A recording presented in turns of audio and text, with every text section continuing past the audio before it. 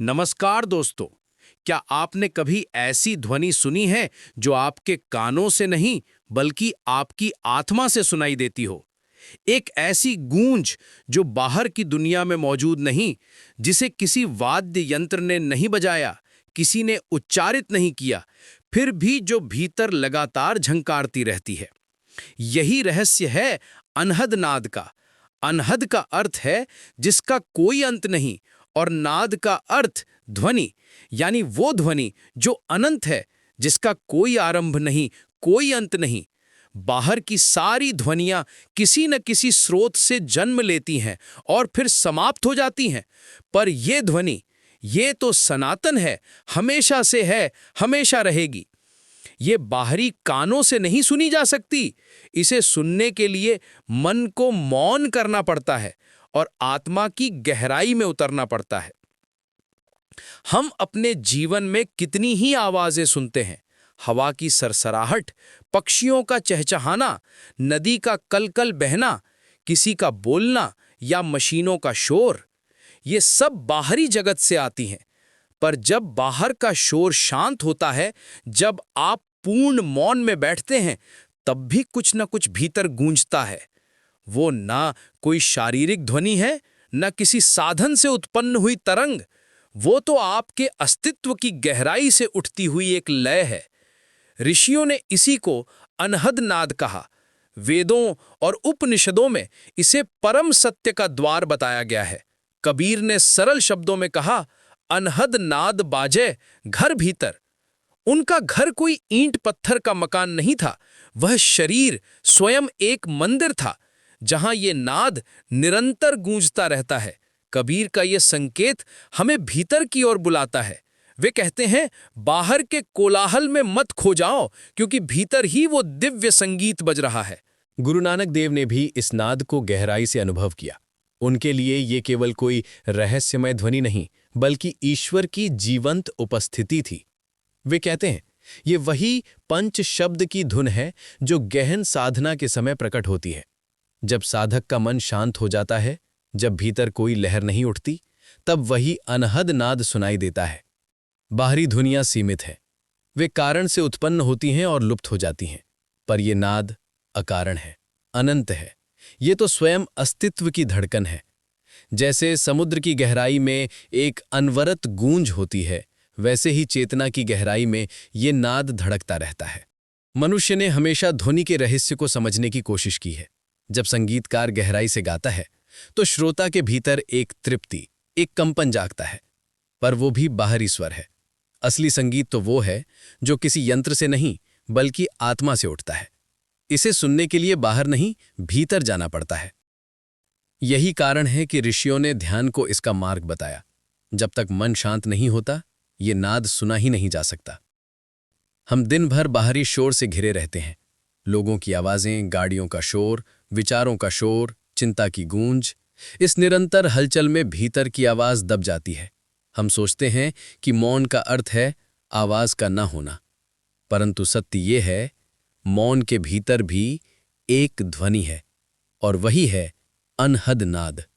ये नाद आपको ये याद दिलाता है कि आप केवल शरीर नहीं हैं, केवल मन नहीं है, आप चेतना है जो अनंत है।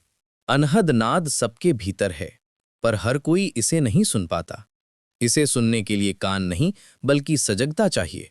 जिस तरह एक कलाकार उसी दृश्य में सौंदर्य देखता है जो दूसरों को सामान्य लगता है, वैसे ही साधक भीतर की गहराई में इस दिव्य ध्वनि को पहचान लेता है।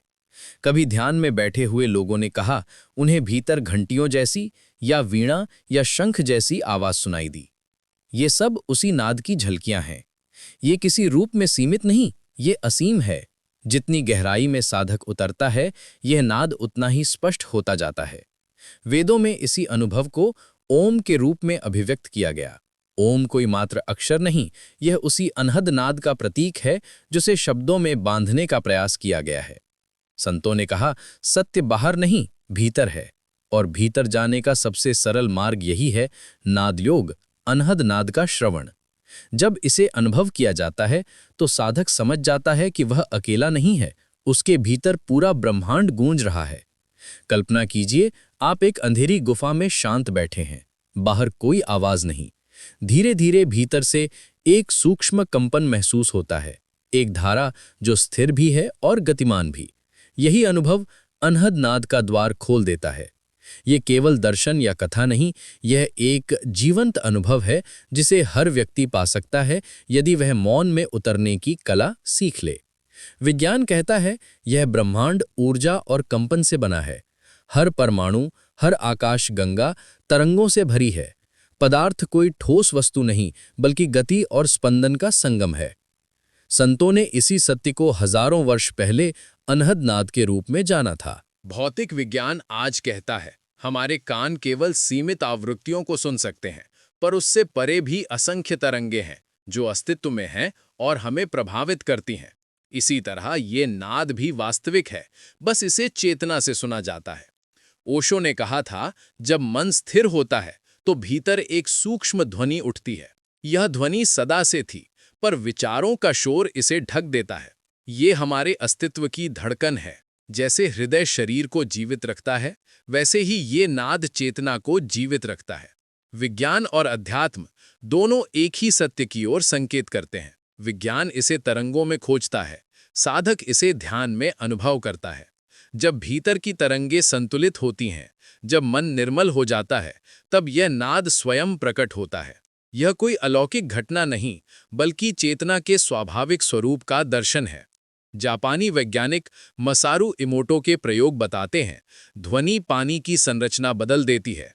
सकारात्मक संगीत सुंदर क्रिस्टल बनाता है, नकारात्मक ध्वनि उन्हें विकृत कर देती है। अब सोचिए, यदि बाहरी ध्वनि पानी को इतना बदल सकती है, तो भीतर की यह अनंत ध्वनि हमारे अस्तित्व को कितना रूपांतरित कर सकती है। कबीर ने कहा था, जब मैं था तब हरि नहीं, अब हरि है मैं नाही। जब साधक अनहद नाद में विलीन होता है तो उसका मैं मिट जाता है, केवल वही अनंत नाद शेष रह जाता है। विज्ञान कहेगा व्यक्तिगत कंपन ब्रह्मांडीय कंपन से जुड़ जाते हैं। संत कहेंगे जीव परमात्मा में लीन हो गया। दोनों के शब्द अलग हैं, पर अर्थ एक ही है। अनंत नाद वही सेतु है जो मनुष्य को सीमित से असीम की ओर ले जाता है। सबसे पहला कदम है मौन का अनुभव। जब तक मन विचारों और भावनाओं के निरंतर शोर में उलझा रहेगा, तब तक भीतर की वो दिव्य ध्वनि अनहद नाद प्रकट नहीं हो सकती। कल्पना कीजिए, जैसे कोई व्यक्ति भीड़-भाड़ वाले बाजार में खड़ा होकर कहे, मैं पक्षियों का गीत सुनना चाहता हूं। क्या वो सुन पाएगा? नहीं। जब तक बाहरी शोर शांत नहीं होता, भीतर की सूक्ष्म ध्वनि सुनाई नहीं देती। इसीलिए संतों ने कहा, पहले शांति में उतरना सीखो। धीरे धीरे अपनी चेतना को बाहर की ध्वनियों से हटाकर भीतर की निस्तब्धता की ओर मोड़ो। शुरुआत में यह कठिन लगता है, क्योंकि हमारा मन हमेशा बाहर की ओर भागता है, किसी आवाज, किसी विचार या किसी अनुभूति की ओर। पर साधना का रहस्य यही है, धीरे धीरे ध्यान को भीतर खींच लेना, बाहर नहीं। गुरु नानक ने कहा था, पंच शब्द धुन करी अनहद बाजे। यह पंक्ति भीतर की साधना का सार है। यहां पंच शब्द का अर्थ है पांचों इंद्रियों पर संयम। जब इंद्रियां शांत होती हैं, मन स्थिर होता है, तब भीतर का अनहद नाद प्रकट होता है। इसलिए साधना केवल आंखें बंद कर बैठ जाने का नाम नहीं, बल्कि यह आत्मानुशासन, सजगता और धैर्य की साधना है। अनहद नाद का अनुभव अचानक किसी पर नहीं उतरता। यह एक धीमी प्रक्रिया है, जैसे बीज धीरे धीरे फूटकर वृक्ष बनता है। साधक सबसे पहले श्वास पर ध्यान करना सीखता है। हर श्वास के भीतर भी एक लय है, एक ताल है। उसी लय के सहारे ध्यान भीतर की ओर उतरता है। धीरे धीरे बाहर की ध्वनियां मध्यम पड़ने लगती हैं और भीतर से एक नई ध्वनि उठती है, कभी घंटी जैसी, कभी वीणा जैसी, कभी शंख की प्रतिध्वनि जैसी। यही अनहद नाद की पहली झलक है। कबीर ने इसे यूं कहा, अनहद नाद बाजे घर भीतर, तहां बजावे साधु कबीर। उनके लिए यह केवल कोई रहस्यमयी ध्वनि नहीं थी, बल्कि परमात्मा की उपस्थिति का जीवंत प्रमाण था। वे कहते थे, यह नाद सदा गूंज रहा है, बस हमें उसे सुनना सीखना है। व्यावहारिक रूप में साधक की यह यात्रा 3 चरणों में होती है। पहला, मौन, विचारों का शांत होना। दूसरा, सुनना, बाहर नहीं भीतर की दिशा में ध्यान लगाना। और तीसरा, आत्मसमर्पण, जब साधक पूरी तरह उस नाद में विलीन हो जाता है। मनोविज्ञान भी अब इसे स्वीकार करता है कि जब व्यक्ति गहरे ध्यान में जाता है तो मस्तिष्क की तरंगें बदल जाती हैं। उसी स्थिति में भीतर की सूक्ष्म आवाजें प्रकट होने लगती हैं जिन्हें सामान्य अवस्था में सुन पाना असंभव है। इसलिए यह नाद कोई कल्पना नहीं, यह अनुभव का विषय है। ये अनुभव तभी संभव है जब मनुष्य अपनी सामान्य आदतों और बाहरी व्यस्तताओं से ऊपर उठता है। भीतर की ये यात्रा धैर्य मांगती है। ये तेज नहीं बल्कि गहरी और स्थिर प्रक्रिया है। जो साधक रोज कुछ क्षण मौन में बैठता है वह धीरे धीरे इस दिव्य संगीत की झलक पाने लगता है। पहले ये हल्की सी कंपन होती है, फिर धीरे धीरे ये जीवन का स्थायी संगीत बन जाती है। जब ये नाद प्रकट होता है तो साधक समझ जाता है ये कोई ध्वनि नहीं, ये एक सेतु है, आत्मा और परमात्मा के मिलन का। बाहर की सभी ध्वनियां क्षणिक है, लेकिन ये नाद सनातन है, अनादि है। कबीर ने कहा, अनहद नाद बाजे घर भीतर, गुरुमुखी सुनी सुनाए। अर्थात यह नाद हर किसी के भीतर गूंजता है, पर इसे सुनने की क्षमता गुरु की कृपा और साधना से आती है। गुरु नानक भी यही कहते हैं, जब साधक भीतर उतरता है तब 5 शब्द प्रकट होते हैं। ये 5 शब्द प्रतीक हैं उन 5 इंद्रियों के जो शांत होकर मन को भीतर की ओर ले जाती हैं। और जब वे पूरी तरह स्थिर हो जाती हैं तब वो अनंत संगीत सुनाई देता है। यही संगीत है आत्मा और परमात्मा का मिलन। उस क्षण साधक समझता है वो केवल शरीर या मन नहीं है, वो वही नाद है जो पूरे ब्रह्मांड में गूंज रहा है। तब साधक और परमात्मा के बीच कोई दूरी नहीं रह जाती, केवल एक अनंत ध्वनि, एक दिव्य एकता। जैसे 2 नदियां एक होकर समुद्र में विलीन हो जाती हैं, वैसे ही आत्मा और परमात्मा का संगम होता है। ये केवल कोई ध्यान की अवस्था नहीं, बल्कि जीवन को देखने की एक नई दृष्टि है। जब साधक इस अनुभव तक पहुंचता है तो संसार उसे वैसा नहीं दिखता जैसा पहले दिखता था। जहां पहले उसे कोलाहल सुनाई देता था, अब वही शांति का संगीत बन जाता है। जहां पहले संघर्ष दिखाई देता था, वहां अब एक गहरी समरसता का भाव उठता है। ये परिवर्तन बाहर नहीं भीतर घटता है। जब साधक उस अनहद नाद को सुन लेता है तो वो कभी अकेला नहीं रहता। उसे महसूस होता है कि वो पूरे ब्रह्मांड के साथ एक ही लय में धड़क रहा है।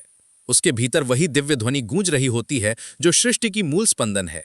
यही अनुभव उसे भीतर से तृप्त करता है। अब बाहरी परिस्थितियां चाहे कैसी भी हों, उसका मन संतुलित और स्थिर रहता है। ओशो कहा करते थे, जब भीतर का ये संगीत सुनाई देने लगे तो समझो कि तुम परमात्मा के द्वार तक पहुंच गए हो।